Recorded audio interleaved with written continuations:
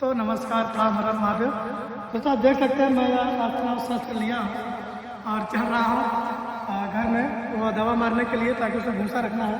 तो बहुत सारा भूसा पड़ा है खेत में भाई, थोड़ा सा जूम करके दिखा दो। तो भूसा रखना है और चल रहे हैं दवा मारने के लिए, ताकि उसमें बहुत सारे कीटनाशक है।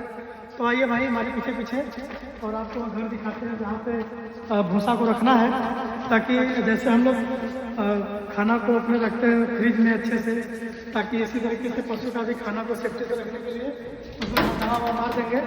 तो आइए दोस्तों आप सबको दिखाते हैं। आइए भाई कैमरा मैन, यह देखिए है, यह है क्या कहते हैं, स्टॉक रूम है पशु का, और इसमें थोड़ा बहुत दवा छिड़केंगे अच्छे से, ताकि इसमें कोई कीटनाशक ना लगे और पशु खाए और दूध मस्त दे और फ्रेश रहे। तो ठीक है, आपको कैसा लगा प्लीज़ कमेंट करके बताइए।